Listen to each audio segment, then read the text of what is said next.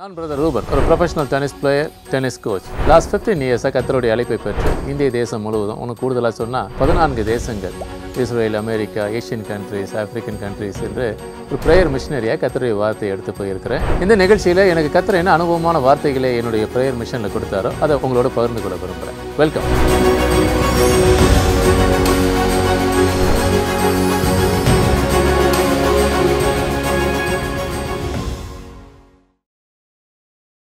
நான் மீண்டும் சீக்கிரமாய் வருவேன் என்று உரைத்த ஆண்டவராகிய இயேசு கிறிஸ்துவின் நாமத்தினாலே உங்கள் அனைவருக்கும் என் அன்பின் வாழ்த்துக்கள்.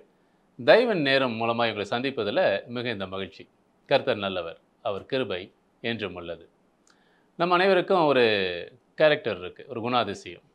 எல்லாம் சோதித்து பார்த்து ஒரு பொருளை வாங்கணும், எல்லாத்தையும் டெஸ்ட் பண்ணணும் அப்படின்னு ஆசைப்படுவோம். ஒரு செல்ஃபோன் வாங்கினோன்னா அது என்ன வெர்ஷனில் இருக்குது, என்னென்ன ஃபெசிலிட்டிஸ் இருக்குது அப்படின்னு. ஒரு மொபைல் ஃபோன் வாங்கும் போது கூட நம்ம பார்க்குறோம்.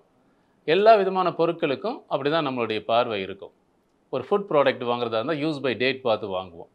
அதில் என்னென்ன இன்க்ரீடியன்ட்ஸ் இருக்குது, அது நம்ம உடலுக்கு எவ்வளோ நல்லது, அடல்ட்ரேட்டடாக இருக்கா, ஏதாவது கலப்படம் இருக்கா, இல்லை ஆர்டிஃபிஷியலாக ஏதாவது சேர்த்துருக்குறாங்களா, அந்த கலரிங் எப்படி இருக்குது, அந்த சுகர் எப்படி இருக்குது, எல்லாத்தையும் பார்த்து வாங்குறது நம்மளுடைய பழக்கம். ஒன்று சொல்லப்போனால் இந்த வெஜிடபிள்ஸ் வாங்குறாங்களே, காய்கறி வாங்குறது எனக்கு வாங்க தெரியாது, வீட்டில் வாங்குவாங்க. அதை அழுத்தி பார்த்து, உடைச்சி பார்த்து, அதை பார்த்து எல்லாவற்றையும் பிக் அண்ட் சூஸ் பண்ணி அழகாக வாங்குவாங்க. அது மனித இயல்பு தானே. எல்லாவற்றையும் சோதித்து பார்க்குறோம், டெஸ்ட் பண்ணுறோம். எல்லாத்துக்கும் ஒரு சோதனையை மனிதன் முன்பு தான் வைக்கிறான். நல்ல விஷயம், அது வாழ்கிறதுக்கு ரொம்ப பிரயோஜனமான ஆட்டிடியூட் தான். அது இல்லாமல் சும்மா வேகாக போய் எல்லாத்தையும் தூக்கிட்டு வந்துடக்கூடாது, அது தவறு. ஆனால் அதற்காக படைத்த பரம்பொருள் இறைவனை நம்ம சோதித்து பார்க்கலாமா? ஆண்டவராகிய இயேசு கிறிஸ்துவை சோதித்து பார்க்கலாமா? அவர் நமக்கு எல்லாம் செய்கிறார் இல்லையா? இப்போ படைத்தவரையே நம்ம சோதித்து பார்க்கறது சரியா தவறா அப்படின்னு கேட்டால் ஆப்வியஸ்லி ராங், தப்பு தானே. ஒரு வசனம் வாசிக்கிறேன், அப்புறம் செய்திக்குள்ளே கடந்து போகலாம். லூக்கா 4ஆம் அதிகாரம் 12ஆம் வசனம். அதற்கு இயேசு, உன் தேவனாகிய கர்த்தரை பரீட்சை பாராதிருப்பாயாக என்று சொல்லி இருக்கிறதே என்றார். we should not tempt our Lord or God. இது சொல்லியிருக்குப்பா அப்படின்னு சொல்கிறார். யாருக்கிட்ட பேசுகிறார், எந்த சூழ்நிலையில் பேசுகிறார்? ஊழியத்தினுடைய ஆரம்ப காலம், அது ஒரு வனாந்தர காலம். அது உபவாசம் இருந்து ஊழியத்தை தொடங்க வேண்டிய ஒரு சூழ்நிலையில் ஆண்டவராகிய இயேசு கிறிஸ்துக்கு ஒரு பெரிய சோதனை வருது. சோதனையை எதிர்கொள்கிற மனுஷன்தான் வெற்றி பெற்றவனாக இருக்க முடியும். சேலஞ்சஸை வெல்கம் பண்ணணும். சேலஞ்சஸே இருக்கக்கூடாது, எனக்கு எந்த விதமான டெஸ்டிங் இருக்கக்கூடாது, சேலஞ்சஸே வரக்கூடாது, ஆனால் நான் ஜெயிச்சிடணும், எல்லாம் எனக்கு கிடச்சிடணுன்னா அது மிகப்பெரிய ஒரு சோம்பேறியினுடைய ஸ்டேட்மெண்ட். அப்படின்னா நம்ம தனி தீவில் தான் போய் வாழணும். யாரும் அங்கே எதிரிகள் இருக்க மாட்டாங்க, காம்படிட்டர்ஸ் இருக்க மாட்டாங்க. அப்படி இருக்கக்கூடாது. ஒரு நல்ல ஒரு விசுவாசிகள் எப்படி இருக்கணும்னா, சோதனைகளை எதிர்கொள்ள நாம் தயாராக இருக்கணும். எப்படியான சோதனையாக இருந்தாலும் சரி, என்ன மாதிரி சேலஞ்சஸாக இருந்தாலும் சரி, நாம் அதற்கு தயாராக இருக்கணும். இங்கு மனிதனாக எல்லா பாடுகளையும் அனுபவித்து அதன் மூலமாக நமக்கு பாடம் சொல்லி கொடுத்தவர் தான் ஆண்டவராகிய இயேசு கிறிஸ்து. ஒரு மனித அவதாரம் தான் எடுக்கிறார். அவர் சகிக்காத சோதனைகள் தான் என்ன? சிலுவை பாடுகளை குறித்து நீங்கள் அறியாதது ஒன்று இருக்கா? அவ்வளோ அவமானங்களையும் சோதனைகளையும் சகித்து தான் நமக்கு ஒரு ரட்சிப்பை கொடுத்துருக்கிறார். He has opened the door of salvation. எப்படி? அவர் சோதனைகளை, சேலஞ்சஸை எதிர்கொண்டு பிதாவின் சித்தமாய் இருக்கிற அவைகள் அனைத்தையும் அவர் நிறைவேற்றினார். அதனால தான் நீங்களும் நானும் இப்போ இருக்கிறோம். ஓகே, இப்போ இந்த சோதனையை சகிக்கிறதுக்கான ஒரு காலம். தேவாலயத்திற்கு மேலே கொண்டு போய் நிறுத்துகிறான் பிசாசு. இங்கேருந்து நீங்கள் கீழே குதிங்க. வசனம் சொல்லுது, நீங்கள் குதிச்சிங்கன்னா தூதர்கள் உங்களை காப்பாற்றுவார்கள்னு இட் இஸ் ரிட்டன் அப்படின்னு சொல்கிறான். எதை அவன் கோட் பண்ணுறான்? வேதத்தை கோட் பண்ணி தான் பிசாசு பேசுகிறான். பல வேளைகளில் நமக்கும் வசனத்தை சொல்லி தான் மிஸ்லீடிங் வருது. நம்ம தவறாக வழிநடத்தப்படுகிறோம். வசனம் எல்லாம் சொன்னாலும் அந்த வசனத்தை புரிந்து கொள்கிற ஒரு மனப்பக்குவம் இருக்கு இல்லையா? எதற்கு இந்த நல்ல கருத்துக்கள் சொல்லப்பட்டிருக்கு, நம்ம வாழ்க்கையில் அது எப்படி பிரயோஜனமாக இருக்க போகிறதுன்னு நமக்கு தெரியணும். தெரியாமல் வசனம் சொல்லிருச்சு அப்படின்னு சொல்லி பிசாசு அன்றைக்கி சொல்லும் பொழுது ரொம்ப அழகாக சொல்கிறாரு. வசனம் தான் சொன்னது, அதுக்காக உன் தேவனாகிய கர்த்தரை பரீட்சை பாராதிருப்பாயாக என்று சொல்லி இருக்கிறதே என்று அதற்கு ஒரு வசனத்தை அவர் ரிப்ளை பண்ணுறார். எவ்வளோ ஆச்சரியம் பார்த்தீங்களா? இப்போ அவர் மேலேருந்து கீழே குதிக்கிறதுனால இந்த ஊருக்கு எல்லாருக்கும் சாப்பாடு கிடச்சி, எல்லா தேவையிலும் சந்திக்கப்பட்டு எல்லோரும் நல்லா இருக்க போகிறாங்களா? இதற்கு தேவையற்ற காரியங்கள் நம்ம வாழ்க்கையில் நிறைய தேவையற்ற முயற்சிகள் எல்லாம் மேற்கொண்டு தான் நம்ம ஒரு ஃபெயிலியர் லைஃபுக்குள்ளே நிற்கிறோம் நிறைய நேரங்களில். இப்போ அது கூட நீங்கள் ஒரு தயவுக்காக காத்துட்ருக்குறீங்க, எதை இழந்து இந்த தயவுக்காக காத்துட்ருக்குறீங்க, அது இழந்ததுக்கான பேக்ரவுண்ட் என்ன கொஞ்சம் யோசித்து பாருங்கள். உங்களுக்கு புரியும். அது உங்களுக்கும் சரி, எனக்கும் சரி, அது பொதுவான விஷயம்தான். இங்க சோதனை மனிதன் வந்து கடவுளை சோதனை செய்கிறான் அப்படின்னா, நான் பிரதர் நாங்கலாம் அப்படி பண்ணதில்ல. நாங்க எப்ப தேவனை பரீட்சை பார்த்தோம்? "We never tempt God. We never test the God." நாங்க அப்படிலாம் சொன்னதே இல்ல அப்படின்னு சொல்றீங்களா? சரி, வசனங்கள் மூலமா உங்களுக்கு விளக்கி சொல்றேன். அப்பொழுது மனிதர்கள் நம்முடைய தவறுகளை புரிந்து கொள்ளலாம். நம் தவறுகள் தான் நான் சொல்றேன். உங்க தவறுகள்னு நான் சொல்லல. ஏன்னா, உங்களைப் போல நானும் ஒரு பாடுள்ள மனிதன் தான். எனக்கும் தவறுகள் இருக்கும். அதை நான் திருத்திக் கொள்ளணும். வசனத்தை வாசிக்கிறேன் பாருங்க. உபாகமம் 6ஆம் அதிகாரம் 16ஆம் வசனம். நீங்கள் மாசாவிலே செய்தது போல உங்கள் தேவனாகிய கர்த்தரை பரீட்சை பாராதிருப்பீர்களாக. வசனம் தெளிவா சொல்லுது. அங்க தேவ மனிதர் சொல்றாரு, நீங்க மாசாவிலே செய்ததைப் போல காட டெஸ்ட் பண்ணாதீங்கப்பா. அது தவறு அப்படின்றாரு. மாசாவிலே இந்த மனிதர்கள் என்ன செய்தார்கள்? அதற்கு இன்னொரு வசனத்தை நம்ம பார்க்கணும். அதை பார்த்துட்டு then I will take you into the deep core understanding. அதோட ஆழத்துக்குள்ள கொண்டு போக விரும்புகிறேன். யாத்திராகமம் 17ஆம் அதிகாரம் 7ஆம் வசனம்.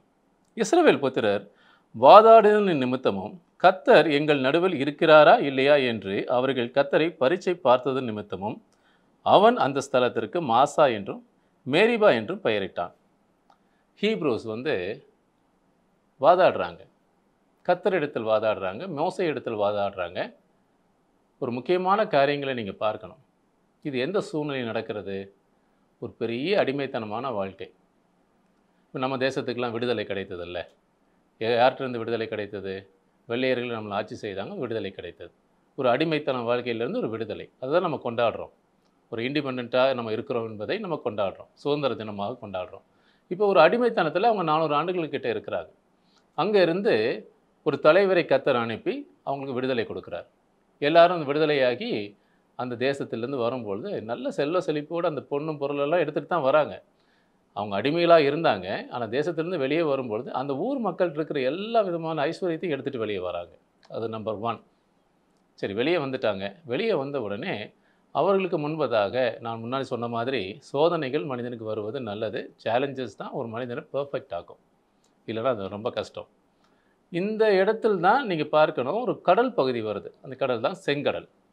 செங்கடலை பார்த்தோன்னே மனுஷங்களுக்கு ஒரே புலம்பல் தான். என்ன ஆண்டவர் நீங்கள் எங்களை கொண்டு வந்து செங்கடலுக்கு முன்னாடி நிப்பாட்டிட்டீங்களே, தெர் இஸ் நோ வே. இப்போ பின்னாடி வந்து அந்த ராஜாவினுடைய சேனை, பார்வோனுடைய சேனை, சொல்லப்போனால் 600 தெரிந்து கொள்ளப்பட்ட ரதங்கள்னு வசனம் சொல்லுது. இந்த சோசன் சேரியட்ஸ் அதோட வராங்க. கஷ்டம். அதை எதிர்கொள்கிறது ரொம்ப கஷ்டம். இவங்க ஒரு சாதாரண ஒரு சிவிலியன்ஸ் மனிதர்கள். இவங்க வந்து ஆர்மி பீப்புள் இல்லை. இவங்க கையில் எந்த வெப்பனும் இல்லை. அப்போ நினச்சிட்டாங்க அவ்வளோதான் முடிஞ்சது, எல்லாம் முடிஞ்சது அப்படின்னு நினைக்கிறாங்க. இது நினைக்கிறது சரியா தவறா? கண்டிப்பாக ஒரு ஹியூமனாக இருந்தால் எல்லாரும் நினைப்பாங்க. ஆனால் நினைப்பது தவறு தான். ஏன் சொல்கிறேன்?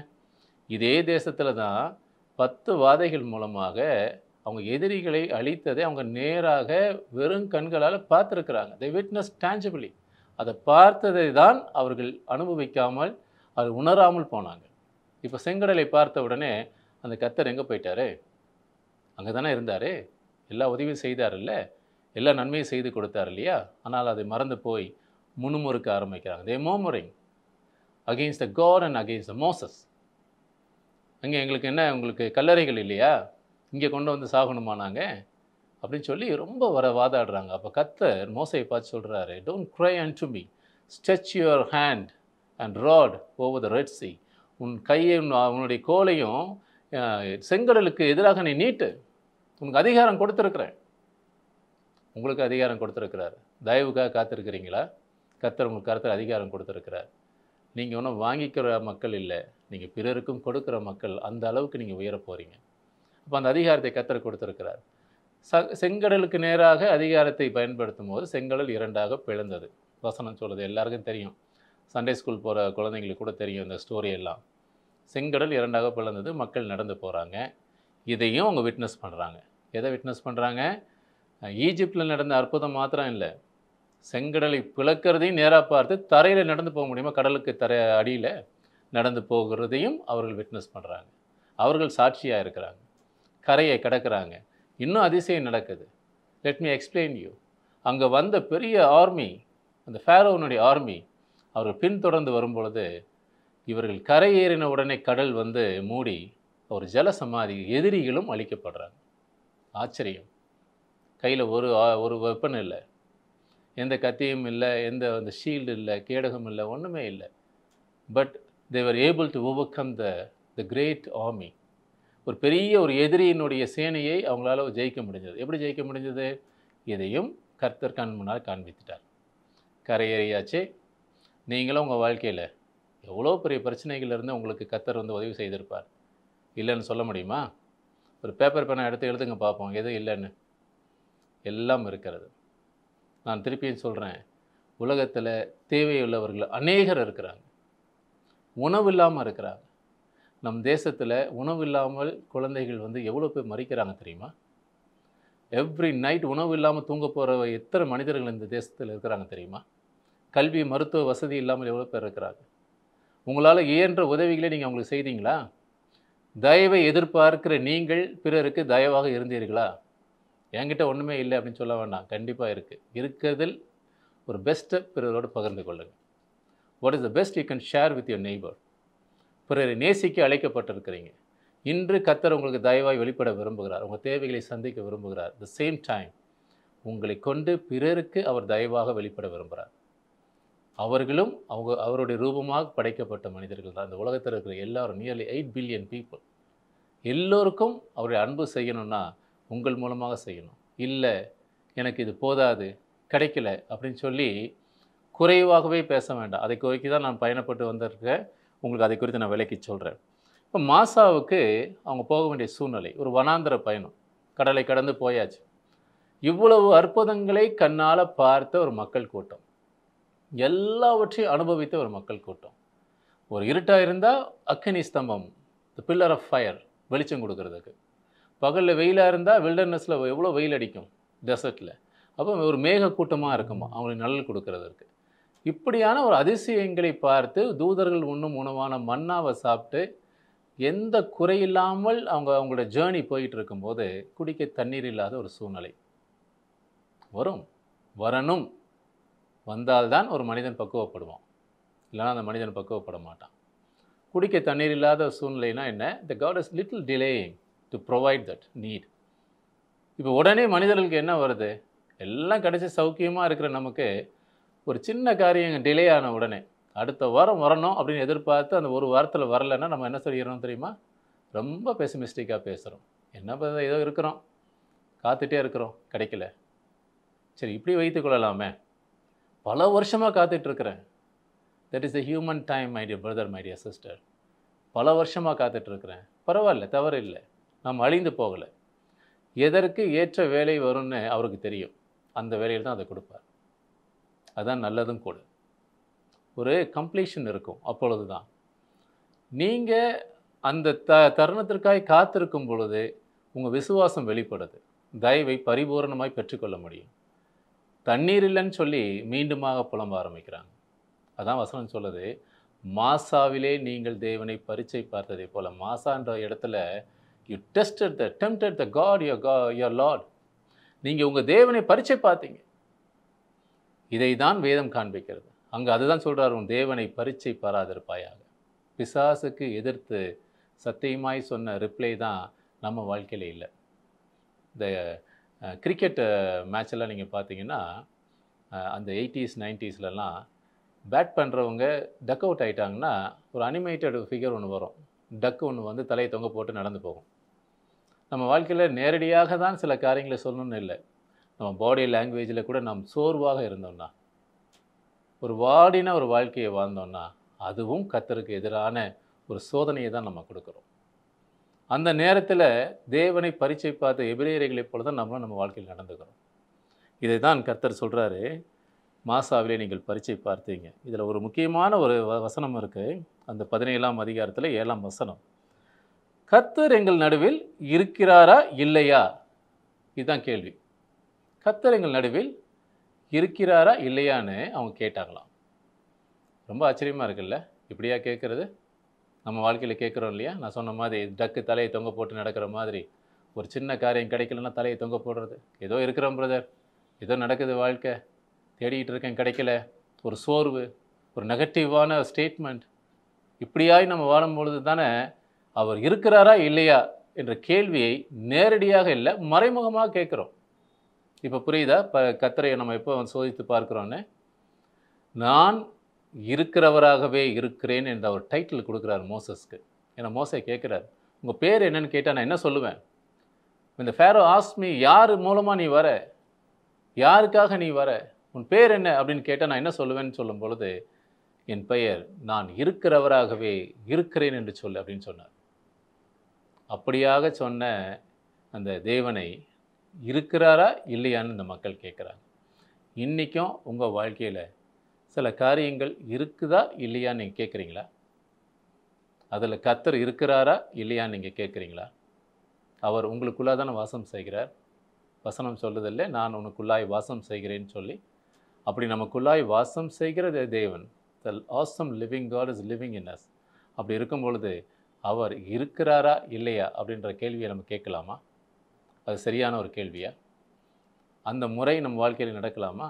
தலையை தொங்க போடலாமா? நெகட்டிவாக பேசலாமா? இன்னும் ஒரு காரியத்தை நான் உங்களுக்கு சொல்கிறேன். 1 கொரிந்தியர் 10ஆம் அதிகாரம் 11ஆம் வசனம்.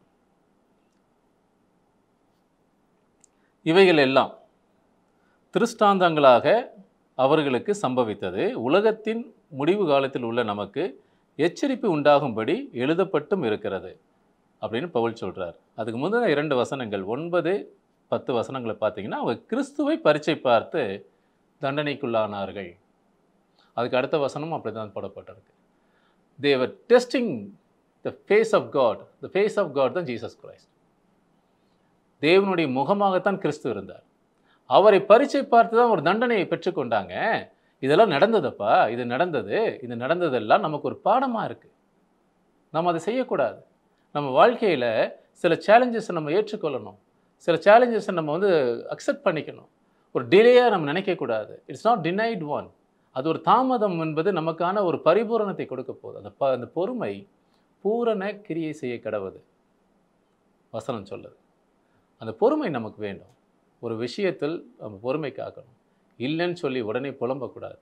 நேரடியான வார்த்தைகள் சொல்லனா கூட நம்மளுடைய வாழ்க்கையின் மூலமாய் அதை வெளிப்படுத்தக்கூடாது. ஒரு சோகத்தை நம்ம வாழ்க்கையில் வார்த்தைகள் மூலமாக வெளிப்படுத்தக்கூடாது. பிறரோட சோகத்தை பகிர்ந்து கொள்ளாதீங்க. அன்பையும் சந்தோஷத்தையும் பகிர்ந்து கொள்ளுங்க. எல்லாம் நமக்கு இருக்குது. எல்லாமே நமக்கு இருக்குது. எது நமக்கு இல்லை? அன்னைக்கு நடந்தது எல்லாமே ஒரு லெசனாக நடந்ததான். இது 2000 வருஷத்துக்கு முன்பதாக எழுதப்பட்ட ஒரு வார்த்தை.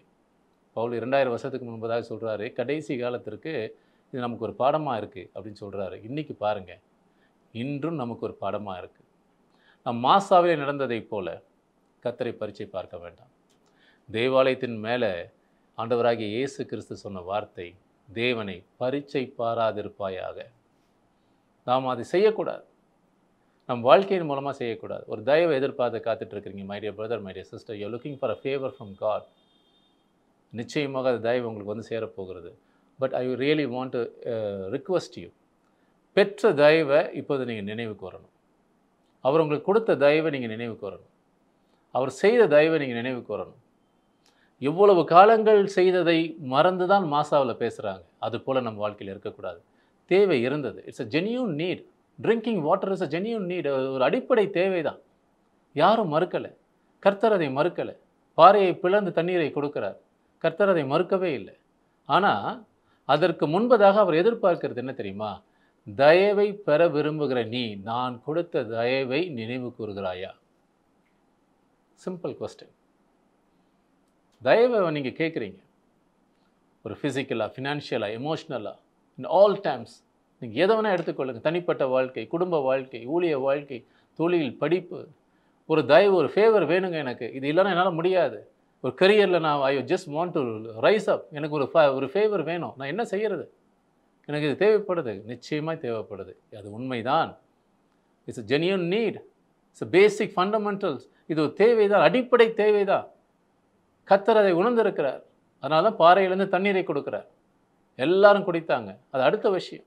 ஆனால் அதுக்கு முன்பதாக இவ்வளவு காரியம் செய்த தேவன் எனக்கு இங்கும் தண்ணீரை கொடுப்பார் என்று அந்த மக்கள் சொல்லலை. இவ்வளவு காரியம் செய்த தேவன் உங்களுக்கு இந்த தயவை கொடுப்பார்னு நீங்கள் சொல்ல முடியுமா? அப்படியாக நீங்கள் சொன்னீங்கன்னா அவர்கள் சிலர் முறுமுறுத்தார்கள் என்று பவுலையா சொல்கிறார் இல்லையா? அந்த வார்த்தைக்கான இடம் இல்லை. அப்படியான ஒரு வார்த்தையை நீங்கள் சொல்லணும். உங்கள் வாழ்க்கையின் மூலமாக வெளிப்படணும். சேலஞ்சஸை எதிர்கொள்ளணும். நான் ஒரு வீடியோ ஒன்று பார்த்தேன். தாயின் வயிற்றிலிருந்து குழந்தையை வெளியே எடுக்கிறார் doctor. The baby about to tie. அது மரிக்கிற நிலையில் இருக்குது குழந்தை. இல்லை மரித்த நிலையில் தான் தெரிகிறது. ஒரு மூச்சு பேச்சு இல்லைன்னு சொல்லுவாங்க இல்லையா, அந்த மாதிரி இருக்குது. இன்னும் வாட் த டாக்டர் டிட், அந்த மருத்துவர் என்ன செய்தார் தெரியுமா? அந்த குழந்தையை கையில் தூக்கினார். தூக்கி அந்த குழந்தையை அடிக்க ஆரம்பித்தார். குழந்தையை அடித்து அந்த இருதய பகுதியில் கொஞ்சம் ப்ரெஸ் பண்ணி, திருப்பி அடித்து இருதய பகுதியில் ப்ரெஸ் பண்ணி, அந்த வாயில் அந்த சுவாசத்தை கொடுத்து அடித்து இருதய பகுதியில் ப்ரெஸ் பண்ணி, எவ்வளோ ஒரு காரியம் நடந்தது தெரியுமாங்க? The moment the baby cried, வீல் அந்த குழந்தை கத்துச்சு பாருங்க.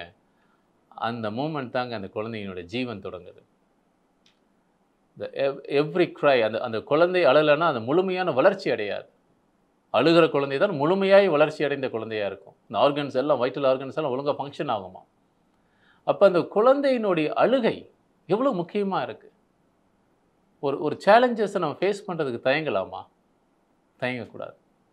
நிச்சயமாக நம்ம வாழ்க்கையில் சில நேரங்களில் சில காரியங்கள் தாமதிக்கிற மாதிரி இருந்தாலும், தடையாக தோன்றினாலும், அந்த வேலையில் கர்த்தர் அதை அனுமதிக்கிறார். அதற்கு பயந்து நம்ம முன்னுமுறுக்கக்கூடாது. அந்த நேரத்தில் நாம் விசுவாச அறிக்கையிடணும். மாசாவில் நடந்ததை போல் நடக்கக்கூடாது. தேவனை பரீட்சை பார்க்கக்கூடாது. உங்கள் அடிப்படை தேவையாக இருந்தாலும் சரி, எவ்வளவு ஒரு கோர் நீடாக இருந்தாலும் சரி, அதை ஏற்ற வேலையில் ஏற்ற நேரத்தில் அதை உங்களுக்கு கொடுப்பார். உங்கள் கருத்தில் வந்து சேரும். அந்த ஒரு விசுவாசம் உங்களுக்கு இருந்தால் போதும். பெற்ற தயவை நினைவு கூறுங்க. That is my humble request. இது வரைக்கும் நீங்கள் பெற்ற தயவை நினைவு கூறுங்க. பெறப்போகிற தயவுக்காக காத்திருங்கள். அது நிச்சயமாய் பரிபூரணமாக உங்கள் கருத்தில் வந்து சேரும். இப்போ நான் ஜெபம் பண்ண போகிறேன். என்னோட நீங்கள் இணைந்து ஜெபம் பண்ணுங்கள். It gonna be a very short time, prayer time. But இதோடு நீங்கள் நிறுந்துடக்கூடாது. உங்கள் வாழ்க்கையில் ஜெபம் என்பது உங்கள் வாழ்க்கையாக மாறணும்.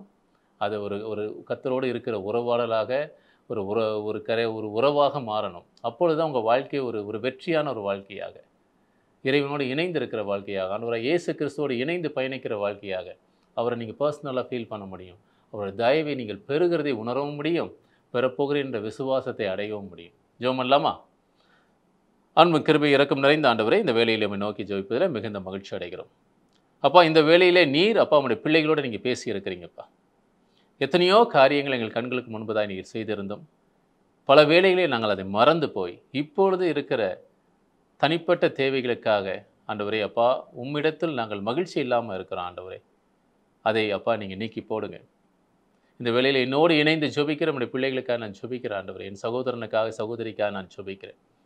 அவர்கள் ஆண்டவரே பெற்ற நன்மைகளை நினைவு கூற சில நேரங்களை தவறி இருக்கலாம்ப்பா. இந்த வேளையிலே அவர்களோடு நீங்கள் இடைப்படுங்க. அந்த நன்மைகள் தயவுகளை அவங்க பெற்றாங்க இல்லையா அப்பா, அது எல்லாவற்றுக்காகவும் உங்களுடைய பாதப்பள்ளியில் இப்போ அவங்க வந்திருக்காங்க. ஆண்டவரே, நன்றிகளை ஏறெடுத்து கொண்டு இருக்கிறாங்க. My dear brother, my dear sister, this a right time to give a thanks to the God what you have received in your life. நீங்கள் எதை பெற்றுக்கொண்டீங்களோ அதுக்கு நன்றி சொல்லுங்கள். இப்பொழுது நன்றி சொல்லுங்கள். நீங்கள் இப்பொழுது தேவையில் இருக்கலாம், ஆனால் பெற்றுக்கொண்ட வாழ்க்கைக்காக நன்றி சொல்லுங்கள். எல்லா சூழ்நிலையும் உங்களுக்கு காப்பாற்றினாரே, அதற்காக நன்றி சொல்லுங்கள். செங்கடலை போல இருந்த பிரச்சனைகளிலிருந்து உங்களுக்கு வழி உண்டாக்கினாரே. God has given a way out, my dear brother, my dear sister. எவ்வளோ ப்ரொவிஷன் கொடுத்து எவ்வளோ தேவைகளை சந்தித்து உங்களை வழி நடத்தினார் வனாந்திர வாழ்க்கையில். இப்பொழுது இருக்கிற இந்த தேவைக்கான தயவையும் கர்த்தர் உங்களுக்கு கொடுக்க இருக்கிறார். ஆண்டவரே, இந்த வேளையில் நம்முடைய பிள்ளைகளுடைய தேவைக்காக நான் ஜெபிக்கிறேன். அவங்களுக்கு அநேக தேவைகள் இருக்கலாம்ப்பா. ஃபிசிக்கலாக, ஃபினான்ஷியலாக அவங்களுக்கு அநேக தேவைகள் இருக்கலாம். நீங்கள் இறங்குங்க ஆண்டவர். அவங்களுடைய வாழ்க்கையில் ஒரு பரிபூரணத்தை கொடுங்க. இந்த பர்சனல் லைஃப்பில் ஆண்டவரே ஒரு பரிபூரணத்தை கொடுங்க. அவங்க கரியரில் ஒரு பரிபூரணத்தை கொடுங்க ஆண்டவரே. அவங்க தொழிலில் ஒரு பரிபூரணத்தை கொடுங்கப்பா. தேவையற்ற காரியங்களினாலே அப்பா இழந்தவைகளை மீண்டுமாக அப்பா நீங்கள் கட்டி எழுப்புங்க ஆண்டவரே. தேவையற்ற செலவுகளை எல்லாம் நிறுத்த ஆண்டவரே அவங்களுக்கு ஒரு ஞானத்தை கொடுங்கப்பா. To rebuild their life, Lord father. நீங்கள் ஒரு ஞானத்தை கொடுத்து அவர்களை ஆசீர்வதிக்க வேண்டுமா நான் ஜெபிக்கிறேன். உச்சம் தலையிலிருந்து உள்ளம் பாதம் வரைக்கும் உடைய பரிசுத்த பிரசன்னம் அவர்களை தொடட்டும், சுகப்படுத்தட்டும். ஆண்டவரே, அவங்க பர்சனல் அண்ட் ஃபிசிக்கல் லைஃப்பில் ஆண்டவரே ஒரு பெரிய மாற்றம் உண்டாகட்டும். ஒரு ஸ்பிரிச்சுவல் லைஃப்பில் ஒரு மாற்றம் உண்டாகட்டும். நீர் அவர்களுக்கு தயவாய் நீர் வெளிப்படுத்தினதற்காக நன்றி. நான் விசுவாசித்து ஜெபிக்கிறேன்ப்பா. நீங்கள் நிச்சயமாக ஒரு தயவாக நீங்கள் வெளிப்படுத்தி இருக்கிறீங்க. உம்முடைய மகிமை ஆண்டவரே ஒரு பெரிய மாற்றத்தை அவங்க வாழ்க்கையில் உண்டு பண்ண போகிறதற்காக நன்றி. அவங்க தனிப்பட்ட குடும்ப வாழ்க்கையில், பர்சனல் கரியரில் ஆண்டவரே அப்பா நீர் ஒரு பெரிய மாற்றத்தை கொடுக்க போகிறீங்க. காத்திருந்த இந்த தண்ணீருக்காக காத்திருந்த மக்களை போல இருக்கிறாங்க ஆண்டவரே. நிச்சயமாக நீங்கள் பாறையை பிளந்து தண்ணீரை கொடுப்பீங்க. அவங்க தேவைகள் சந்திக்கப்படும். அந்த இடத்திலே அந்த பாறையிலிருந்து தண்ணீர் வருவதற்கான வாய்ப்பு இல்லை. ஆனால் நீர் தண்ணீரை கொடுத்தீங்க ஆண்டவரே. லட்சக்கணக்கான மக்களும் அவர்களுடைய கால்நடைகளும் அதை ஆண்டவரை அப்பா பயன்படுத்தினார்கள். அதுபோல இந்த வேளையில் வாய்ப்பில்லாத சூழ்நிலையில் there is no way to receive this need அப்படின்னு சொல்லியிருக்காங்கப்பா. இந்த வாய்ப்பு இல்லை எனக்கு இந்த தேவையை பெற்றுக்கொள்வதற்கு என்ற சூழ்நிலையில் இருக்கும் உடைய பிள்ளைகளுக்கு நிச்சயமான உங்களுடைய தயவை அந்த வாய்ப்பாக மாற நான் உடைய பிள்ளைகளை ஆசீர்வதித்து ஜெபிக்கிறேன். நாங்கள் வேண்டிக் கொண்டதை எங்கள் நாவிலே உச்சரித்து முடிப்பதற்கு முன்பதாய் நீர் அந்த காரியங்களை செய்து முடித்தீர் என்ற விசுவாச அறிக்கையிட்டு உடைய சமூகத்திற்கு முன்பதாய் இருந்து எங்கள் ஜெபத்தை இருக்கிறோம். ஜீவனுள்ள நல்ல பிதாவே, ஆமேன், ஆமேன். My dear brother, my dear sister, நிச்சயமாக கர்த்தருடைய நாமத்தை கொண்டு பெற்ற தயவுக்கான நன்றியும் பெறப்போகிற தயவுக்கான விசுவாச அறிக்கையும் நீங்கள் செய்திருப்பீங்கன்னு விசுவாசிக்கிறேன். நிச்சயமாய் கிறிஸ்து உங்களுக்காக தயவாய் வெளிப்படுவார். சந்திக்கலாம் அடுத்த ஒரு நிகழ்ச்சியில். God bless you. நான் பிரதர் ரூபன், ஒரு professional tennis player, tennis coach. Last 15 இயர்ஸாக கர்த்தருடைய அழைப்பை பெற்று இந்திய தேசம் முழுவதும், உனக்கு கூடுதலாக சொன்னால் 14 தேசங்கள், Israel, America, Asian countries, African countries என்று ஒரு ப்ரேயர் மிஷனரியாக கர்த்தருடைய வார்த்தையை எடுத்து போயிருக்கிறேன். இந்த நிகழ்ச்சியில் எனக்கு கர்த்தர் என்ன அனுபவமான வார்த்தைகளை என்னுடைய ப்ரேயர் மிஷனில் கொடுத்தாரோ அதை உங்களோட பகிர்ந்து கொள்ள விரும்புகிறேன். வெல்கம்.